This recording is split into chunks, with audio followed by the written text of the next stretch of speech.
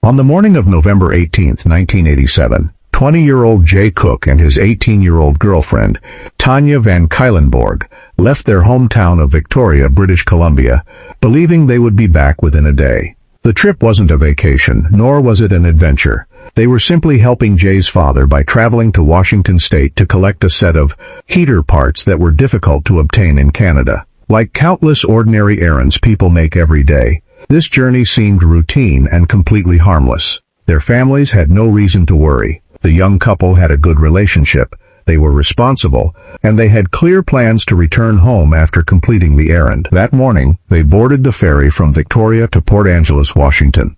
Witnesses later remembered seeing nothing unusual about them. They appeared relaxed, cheerful, and excited to spend time together. No one on the ferry could have imagined that these would become some of the last confirmed sightings of the couple alive. After arriving in Washington, Jay and Tanya were expected to continue their drive, collect the parts, and head back home before anyone became concerned. But as the day passed, something unexpected happened. They never returned. At first, their families assumed there had been a simple delay. Perhaps traffic was heavier than expected, perhaps the vehicle had developed mechanical problems, or perhaps the couple had decided to stay overnight before making the return journey. In 1987, mobile phones were not part of everyday life, making it much more difficult to contact someone who was traveling. Hours turned into an entire night, yet there was still no phone call, no message, and no sign of either Jay or Tanya. The silence slowly became impossible to ignore.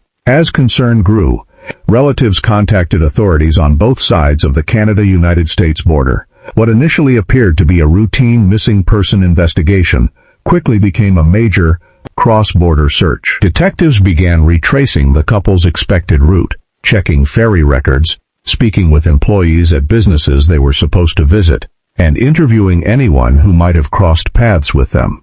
Every possible lead was investigated, but nothing clearly explained where the couple had gone after arriving in Washington. Days later, the investigation took a devastating turn. Instead of finding the missing couple alive, authorities discovered evidence that suggested they had become victims of a violent crime. The first heartbreaking discovery came when Tanya Van Cuylenborg's body was found in a remote area of Skagit County. Investigators immediately realized that this was no accident. The crime scene indicated that she had been murdered, transforming the missing person investigation into a homicide case. While detectives were still trying to understand what had happened to Tanya, another tragic discovery followed. Jay Cook's body was located nearly 60 miles away in Snohomish County. The fact that the two victims had been found in different locations immediately raised difficult questions. Why had they been separated? Why were their bodies discovered so far apart? And who had the ability to control two young adults without leaving obvious witnesses behind?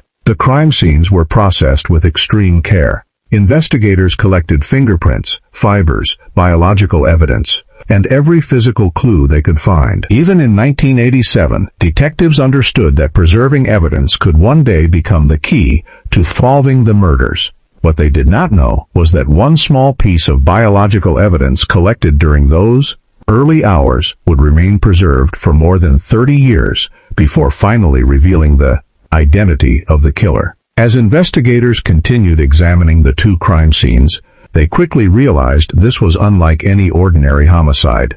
The victims had not been found together, and the evidence suggested that their final hours had unfolded in different locations. That immediately complicated the investigation. Detectives now had to determine not only where Jay Cook and Tanya Van Cuylenborg had first encountered their attacker, but also how they had been separated and transported without attracting attention.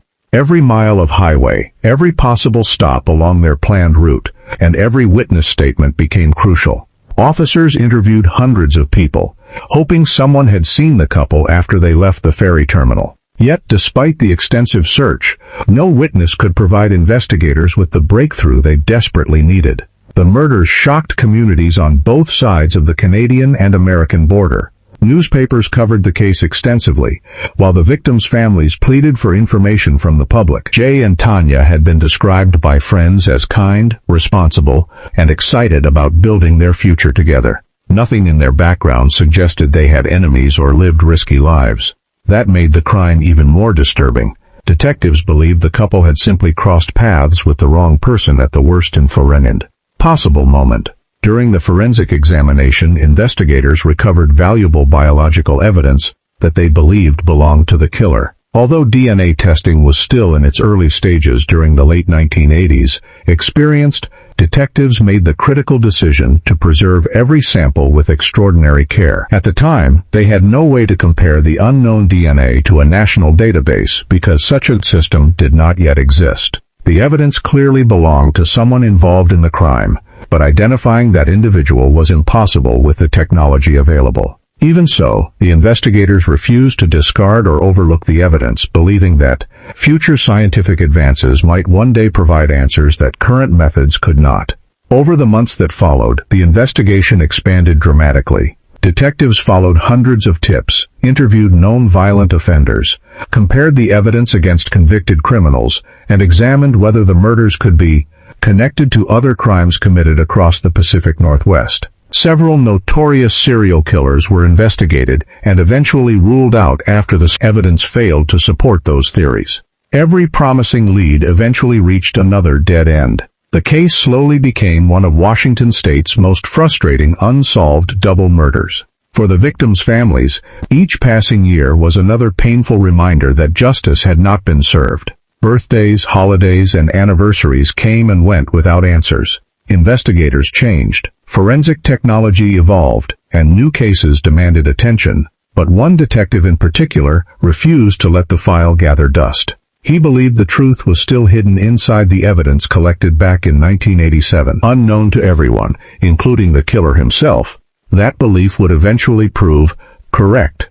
More than 30 years later, a revolutionary forensic technique, combined with a stranger's decision to upload their family DNA online, would accomplish what decades of traditional detective work could not. The mystery that had begun with a simple trip across the border was finally approaching the breakthrough that would rewrite the history of cold case investigations forever. By the early 1990s, the investigation had reached a frustrating standstill. Detectives had worked through hundreds of leads, interviewed potential witnesses, and compared evidence against numerous suspects, yet the identity of the person responsible for the murders of Jay Cook and Tanya Van Cuylenborg remained a mystery. With no arrests and no reliable eyewitnesses, the case gradually became one of Washington state's oldest unsolved double homicides. However, for the investigators assigned to the file, giving up was never an option. Every few years, as forensic science improved, the evidence was re-examined in the hope that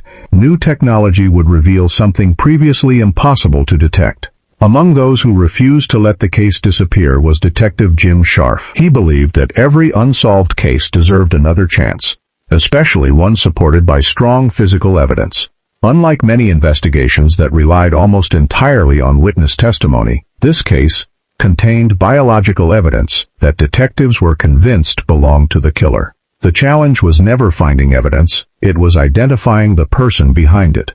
As DNA profiling became more advanced during the 1990s and early 2000s, investigators repeatedly submitted the unknown DNA profile to criminal databases. Each time, the result was the same. No match. It appeared that the killer had never been arrested for a crime requiring a DNA sample, allowing him to continue living an ordinary life while the families of Jay and Tanya waited for answers. As the years passed, detectives explored every possible theory. They investigated whether the murders were linked to known serial killers operating in the Pacific Northwest during the late 1980s. Several notorious offenders were carefully examined because their crimes shared certain similarities. Yet after reviewing timelines, forensic evidence, and victimology, investigators ruled them out one by one. Every eliminated suspect pushed the case back to the beginning. More than 200 leads were eventually investigated, but none produced enough evidence to identify the murderer. To the public, it seemed as though the case might never be solved. Behind the scenes, however, forensic science was evolving faster than anyone had imagined. Researchers were developing entirely new methods of using DNA, not simply to compare one person against another, but to identify unknown individuals through their relatives. It was a concept that sounded almost impossible. Instead of asking whether the suspect's DNA existed in a criminal database, scientists began asking a different question. What if a distant cousin, an aunt, or another relative had voluntarily submitted their DNA to a genealogy website? If enough family connections could be identified, investigators might be able to build a family tree leading back to the unknown suspect. At the time, this idea had never been successfully used to solve a murder case of this magnitude. It was considered an experimental approach with enormous potential, but also significant challenges. Nevertheless, Detective Scharf believed the evidence collected in 1987 deserved one final opportunity. After waiting more than 30 years, the investigation was about to enter a completely new era, one where traditional police work would combine with cutting-edge genetic genealogy. Unknown to the killer, the breakthrough that had eluded detectives for decades was now closer than ever, and a complete stranger, who had never heard the names Jay Cook or Tanya Van Cuylenborg, was about to play an unexpected role in bringing the investigation to its historic turning point. In 2018, investigators decided to take a step that had never before been used to identify a murder suspect in a case like this. Instead of relying solely on law enforcement DNA databases, they partnered with genetic genealogist C.C. Moore, an expert in tracing family relationships through DNA. The unknown DNA profile recovered from the 1987 crime scene was converted into a format suitable for genealogical analysis and uploaded to GEDmatch, a public genealogy database, where people voluntarily shared their DNA to learn about their ancestry and connect with distant relatives.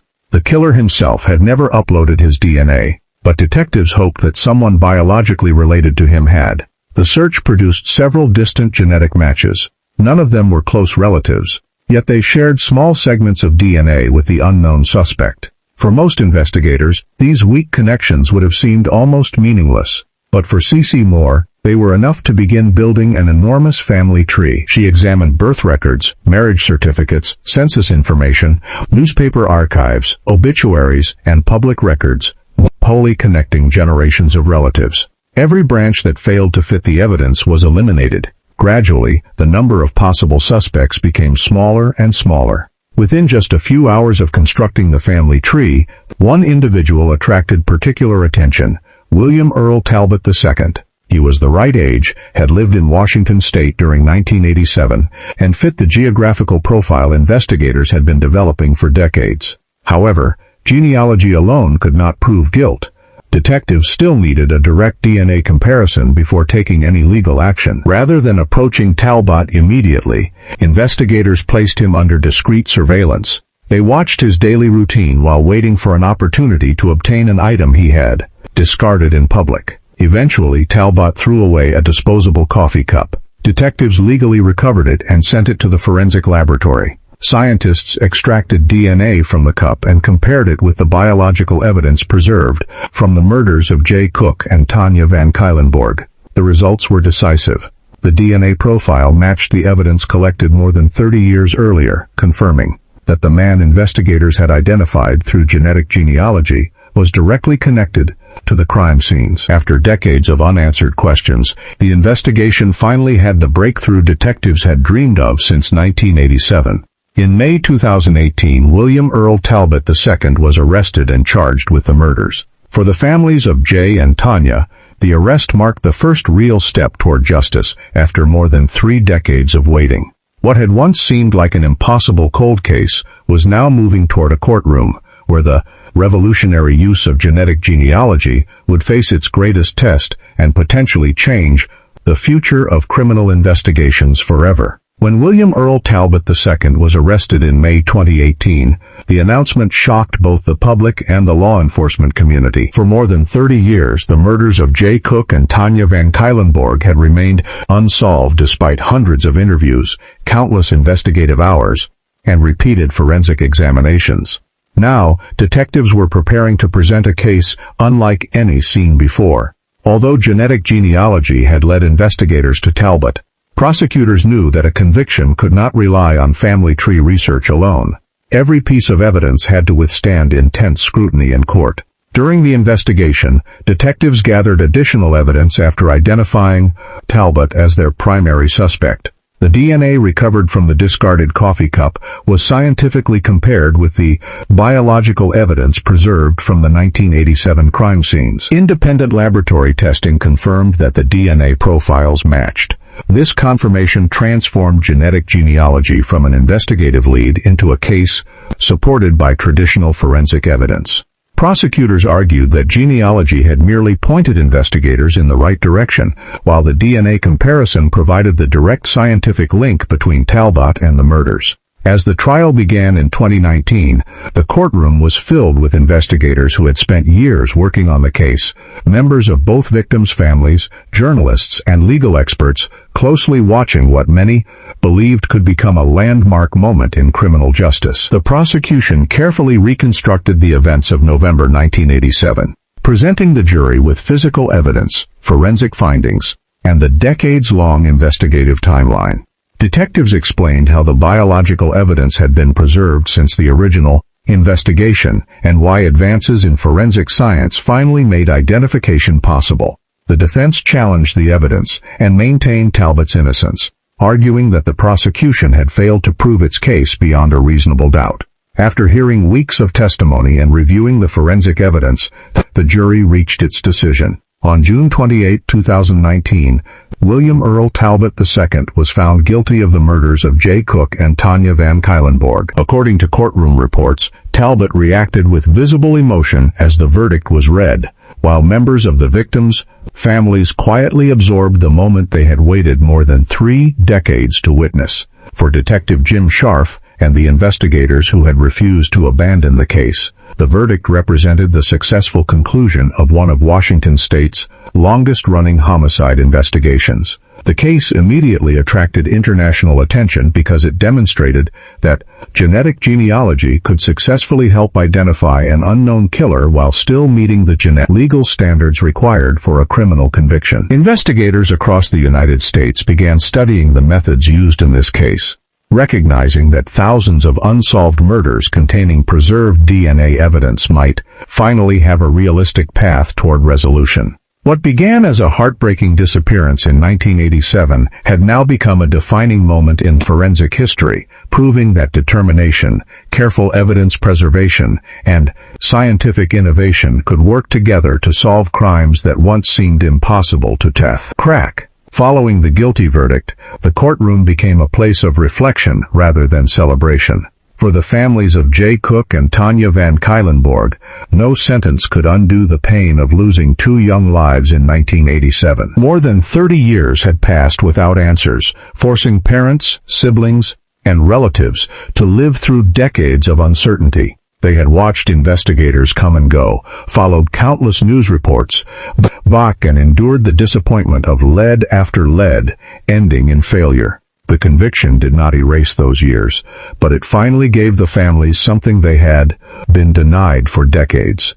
the truth about who was responsible. During the sentencing hearing in July 2019, family members addressed the court, speaking about the lasting impact of the murders. They described the opportunities that Jay and Tanya never had the chance to experience, and the emotional burden their loved ones had carried for more than 3 decades. The court ultimately sentenced William Earl Talbott II to 2 consecutive life sentences, without the possibility of parole, ensuring he would spend the remainder of his life in prison. For investigators, the sentence represented the final chapter of an investigation that had begun with a missing person report in November 1987. The case, however, did not end there. Talbott appealed his conviction, leading to further legal proceedings. In 2021, an appellate court ordered a new trial based on concerns involving jury selection. That decision briefly raised questions about the future of the case. However, in December 2022, the Washington State Supreme Court unanimously reinstated Talbott's murder convictions, ruling that the earlier decision should be reversed. The ruling preserved the historic verdict and reinforced the legal outcome of one of the most significant cold cases ever solved through genetic genealogy. Beyond the courtroom, the investigation left a permanent mark on modern forensic science. Police agencies across North America began reviewing unsolved homicide cases where biological evidence had been preserved, but no suspect had ever been identified. Detectives realized that many offenders who had escaped justice for decades could now be found through distant relatives who had voluntarily submitted DNA to genealogy databases. The success of the J. Cook and Tanya Van Cuylenborg investigation became a model for future cold case investigations, inspiring law enforcement agencies to combine traditional detective work with advanced genetic genealogy. Today, the case is remembered not only because justice was finally achieved after more than 30 years, but because it demonstrated that carefully preserved evidence can outlast time itself. A single DNA sample collected in 1987 remained silent for decades until science caught up with the investigation. What once seemed like an impossible mystery ultimately became a historic breakthrough,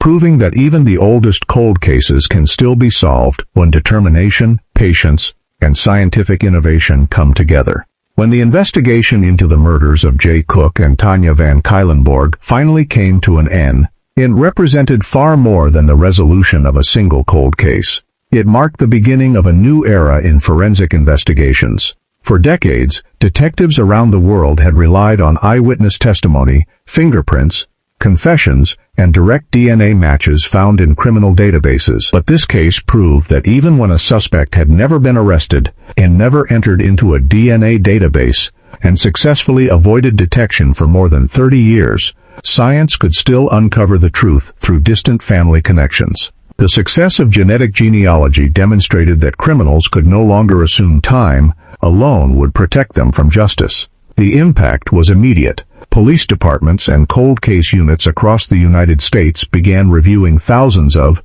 unsolved investigations involving preserved biological evidence.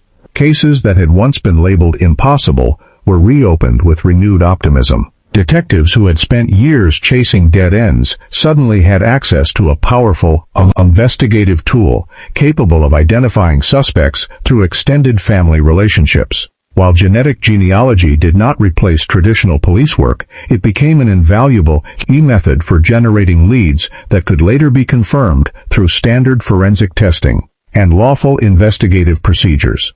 The J. Cook and Tanya Van Cuylenborg case became one of the strongest examples of how careful evidence preservation and scientific innovation could work together to solve crimes that had remained hidden for generations. This breakthrough also highlighted the remarkable foresight of the original investigators. Back in 1987, they had no way of knowing that DNA technology would advance to the point where a killer could be identified decades later through genealogy. Yet they meticulously preserved every important piece of evidence instead of discarding it or allowing it to deteriorate. That decision ultimately became the foundation of the entire case. Had the biological evidence been lost, damaged, or improperly stored, the investigation might never have reached its historic conclusion. It served as a powerful lesson for law enforcement agencies worldwide about the importance of preserving evidence, even when current technology cannot fully analyze it. For the families of Jay and Tanya, however, the story was never about scientific history. It was about two young people whose lives ended far too soon during what should have been an ordinary trip across the border. Although no verdict could erase decades of grief, the conviction finally provided answers that had been missing since November 1987. Their loved ones no longer had to wonder who was responsible, or whether justice would ever arrive. Instead, they witnessed the legal system achieve what once seemed impossible. Today, the names of J. Cook and Tanya Van Cuylenborg are remembered not only because they were victims of a tragic crime, but because their case forever changed the future of cold case investigations. Their story stands as a lasting reminder that justice may be delayed for many years, but with determination, preserved evidence, and advancing science, the truth can eventually come to light, even after more than 3 decades of silence. The story of J. Cook and Tanya Van Cuylenborg did not end with a guilty verdict. Instead, it became a turning point that reshaped the future of cold case investigations around the world. After the success of this investigation, law enforcement agencies began revisiting long-forgotten murder files that had remained unsolved for decades. Detectives realized that evidence once considered impossible to use could now reveal the identity of offenders through advances in forensic science and genetic genealogy. As a result, numerous cold cases were reopened, and many families who had nearly lost hope finally saw progress in investigations that had been silent for years. This case also sparked important discussions about privacy, DNA databases, and the responsible use of genetic genealogy. Investigators emphasized that genealogy alone does not prove guilt. Instead, it serves as an investigative lead that must always be supported by independent evidence, including direct DNA comparisons, forensic analysis, and lawful police work. In the J. Cook and Tanya Van Cuylenborg investigation, genealogy pointed detectives toward a suspect, but it was the confirmed DNA match and the complete body of evidence that ultimately secured the conviction in court. More importantly, the case proved that time does not erase evidence. A biological sample carefully preserved in 1987 remained valuable more than 30 years later because investigators believed future technology might one day unlock its secrets. That belief changed everything. What began as a heartbreaking disappearance evolved into one of the most influential investigations in modern forensic history, inspiring detectives across the world to preserve evidence and never abandon hope, no matter how many years have passed.